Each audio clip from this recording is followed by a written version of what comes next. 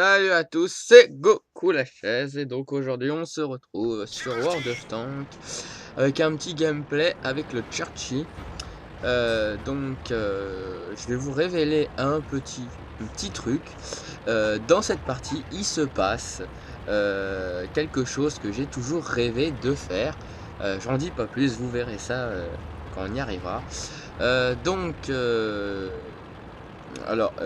Si ça avait été avec le AMX50B, hein, je serais monté sur la colline pour sniper. Mais bon, à chacun son gameplay, hein. Ce char-là, on va dire que pour son rang, il est quand même pas mal blindé. Il a un bon canon. Donc, voilà. Comme vous pouvez le savoir, chaque tank a sa façon de jouer. Donc là, vous voyez, il y avait le PZ ou le Panzer, hein, 3-4. Donc j'ai essayé de le tirer, de le toucher, mais pourtant je l'avais bien entamé, hein. Normalement, il aurait été à moi, mais bon, vous savez, les problèmes d'obus. Bon, après, je pense que je devais être un petit peu trop loin, donc la dispersion, elle m'a certainement bouffé un petit peu de la force, comme vous pouvez enfin, je sais pas si vous avez remarqué, mais l'obus, il tombait un peu comme une grosse merde, on va dire, au lieu d'être bien droit, quoi, parce qu'il avait perdu sa vitesse. Je continue donc à remarquer que je suis en haut de la tête, donc c'est un peu moi qui devrais mener la bataille, on va dire.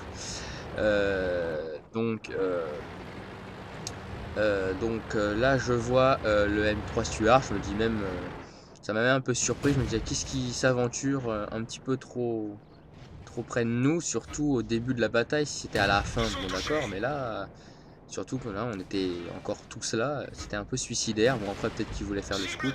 Donc voilà, je l'ai eu. Comme vous avez pu remarquer même, il y a eu un tir, qui lui a seulement pété sa chenille. Donc des fois, c'est ça le truc, des fois on est sûr de pénétrer normalement, on est sûr de l'endommager, mais non, des fois on a un coup de chance, ça va seulement péter la chenille et ça m'a même sauvé la vie, vous verrez ça juste après. Donc lui, voilà, je vais l'avoir. Donc comme vous pouvez le voir, hein, j'ai dézoomé un petit peu, parce que comme vous pouvez le savoir, je me répète, mais le fait de dézoomer, augmente la précision, hein, comme, certains doivent le savoir. Donc je voulais avoir le MX-38, mais bon voilà, il a été eu sous mon nez, donc c'est pas grave. On peut pas dire que c'est un vol de kill puisque je l'avais pas endommagé, je l'avais pas entamé, rien du tout. Mais si on m'avait volé le Churchill, là oui, là on aurait pu appeler ça un voleur de kill. Donc lui, vous inquiétez pas, je vais l'avoir. Sauf que j'étais en train de me faire canarder par le S35 CA. Voilà, on me l'a eu. Bon, là oui, là on peut dire que c'est un vol de kill. Excusez-moi. Donc là je me suis dit: «C'est pas possible, il va falloir que je m'éloigne parce que sinon le S35 va m'avoir».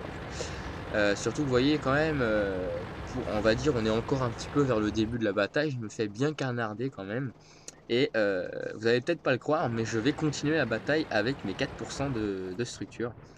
Et oui, je me suis dit: «Bon, le S35 c'est bon, il a décidé de m'avoir, je vais pas aller trop m'aventurer vers lui». Donc j'ai décidé d'aller de l'autre côté, quoi, pour aller empêcher, les ennemis, que j'avais remarqué qui voulaient capturer notre base. Donc j'y cours, j'y cours, j'y cours, mais comme je le dis, avec ces genres de chars, ils sont tellement lents qu'on arrive après la bataille. Et ouais. Bah, j'arrive, je cours, je roule, alors là, c'est là que j'ai vu, le S35. Je voulais me venger un petit peu de m'avoir, vidé mes points de structure carrément. Il s'est bien défoulé sur moi. Bon, d'un autre côté, je pouvais pas l'avoir, il était trop loin. Donc bah, je continue parce que je dis, sans moi, notre base, elle va être capturée, comme du petit pain. Je sais pas si ça se dit, mais c'est pas grave. Ça fait moi, j'invente des façons de parler. Donc voilà, j'ai vu le Stungle, on va dire ça comme ça. Donc là, on peut dire que je le bouffe quand même pas mal, hein. Normalement, le kill, il devait être à moi. Eh bien non, le type T34, excusez-moi, est un gros noob, regardez bien, hein, analysez bien et dites-moi si vous pensez aussi que c'est un gros noob. Parce que déjà, bon, après c'est tant mieux pour lui, il a eu 4 kills et il est à 100. Donc moi, pour moi, mon hypothèse, c'est qu'il vole les kills. Donc c'est un peu logique qu'il est, à 100.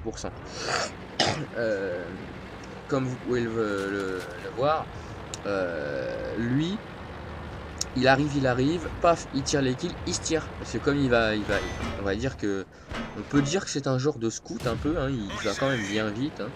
Je pense que c'est ça, il doit rafler les kills sur les côtés pendant que les autres se cassent la tête à les endommager. Non, je ne fais pas pareil avec le AMX 50D, non, je suis désolé. Donc je me suis dit si j'allais par là, mais après je me suis rappelé que le S35 était peut-être de ce côté-là, son canon était peut-être orienté vers ce côté-là, donc je me suis dit j'ai plutôt, voilà, je bifurque un peu sur le côté et puis je vais suivre le type T34, à savoir qu'on est 3 et que eux ils étaient 2. Sauf que l'autre, bah encore un type 34, hein, j'ai l'impression que c'est de la merde ces chars-là. Il va se faire défoncer encore, hein, comme vous pouvez on va bientôt le... Voilà, c'est fini, il s'est fait défoncer. Donc maintenant on n'est plus que 2 contre 2. Donc là, à voir comme ça, on se dit, bon, c'est gagné. Parce qu'on est 2 contre, on va dire, contre 1. Puisque l'artiste, c'est du gâteau, on va dire. Bah non, le type T34, il va se faire niquer. Alors, mon hypothèse, tout simplement parce que c'est un voleur de kills. Il a l'habitude de rafler les kills qui en reste presque plus rien de structure. Il n'a pas l'habitude de se faire face contre un chasseur de chars avec tous ses points de structure. Vous allez voir, le pire c'est que c'est un con quoi. Parce que on ne fait pas face à un chasseur de chars, surtout avec un tir, avec un type de tank comme ça. C'est pas possible. Vous avez vu le type T34, je l'ai jamais joué, il est nouveau, mais je pense qu'il est pas très blindé, et il n'est pas fait pour le front comme ça. Et regardez, il s'est fait tirer la moitié, le 3/4 de ses points de structure. Le 3/4. Mais il continue, hein. Au lieu de se tirer, je sais pas moi, au lieu de faire une stratégie de... Comme il va vite, il le contourne. Mais non, il reste devant. Il est con, mais il est con ce char. Regardez ça, il va se faire niquer. Et là, le cours de la bataille est entre mes mains. C'est ça que j'ai toujours rêvé. C'est pouvoir faire basculer la balance de notre côté. J'ai réussi. J'ai réussi à remporter la bataille avec mes 4%, quoi. Avec mes 4%. J'ai réussi, j'ai toujours rêvé ça. Quand je voyais quand j'étais mort et que je voyais qu'il restait plus qu'un ennemi contre 2, je me disais oh là là, toute la bataille est entre ses mains, les autres joueurs sont en train de le regarder, sont en train de lui donner des conseils parce qu'ils comptent sur lui, c'est lui qui a l'enjeu de la bataille entre ses mains. Et bah pour une fois c'est moi qui l'ai eu. Et ouais, je suis assez fier. Parce que j'ai réussi avec 4% quoi. Faut le faire quoi, avec 4%. J'en avais 2 contre moi. Vous savez, surtout que l'arty il avait quand même eu 4 kills. Donc il savait quand même bien jouer. L'autre c'est un chasseur de chars avec 3 kills quand même, il savait aussi bien jouer. Même quelqu'un qui savait pas jouer, il aurait pu m'avoir. J'ai 4 points de structure quoi. N'importe qui, je suis sûr qu'un tiers 1 aurait pu m'avoir avec un obus bien placé. Donc ce que j'ai dit c'est que je me suis dit, je me suis rappelé du dernier endroit où était le S35 et je me suis dit je vais essayer de l'avoir par derrière.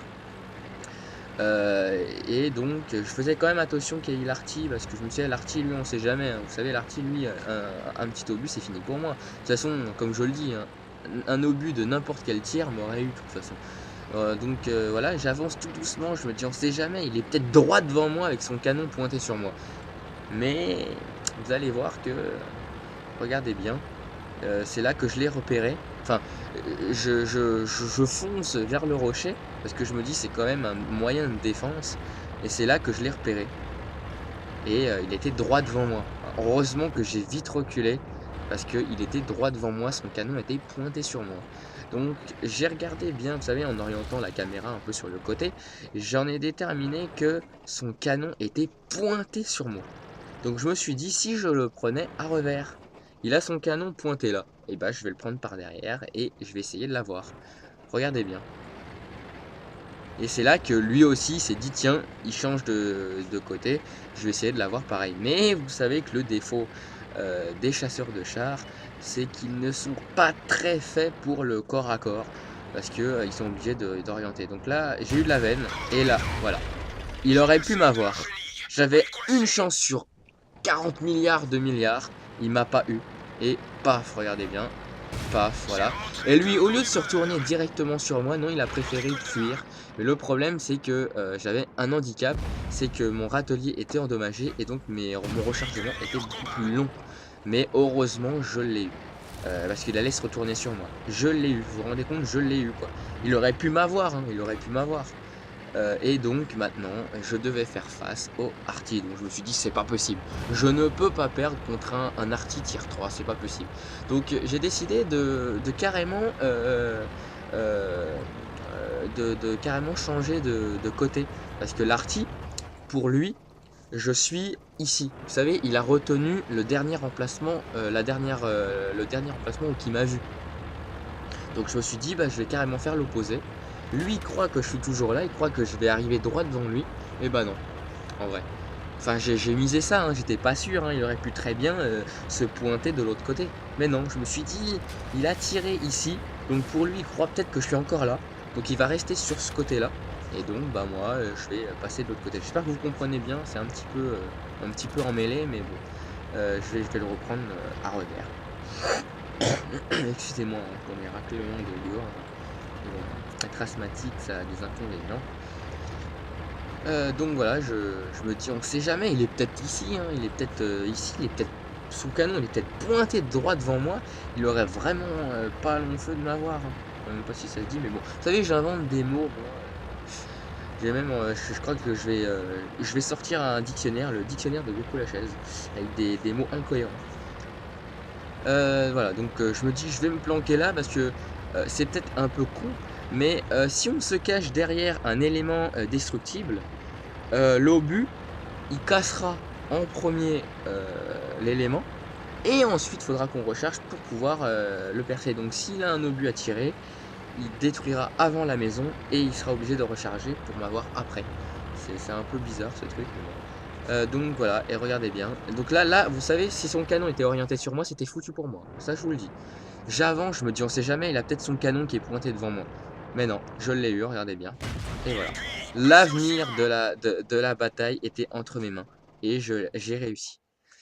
Donc comme vous pouvez le voir, j'ai eu, la médaille, voilà, la médaille, je sais plus comment elle s'appelle, mais ça consiste à se faire toucher, de subir un ricochet non pénétrant, avec moins de 10 de structure, et c'est ce que j'ai eu, par miracle, attention. Donc je vous dis salut et à la prochaine.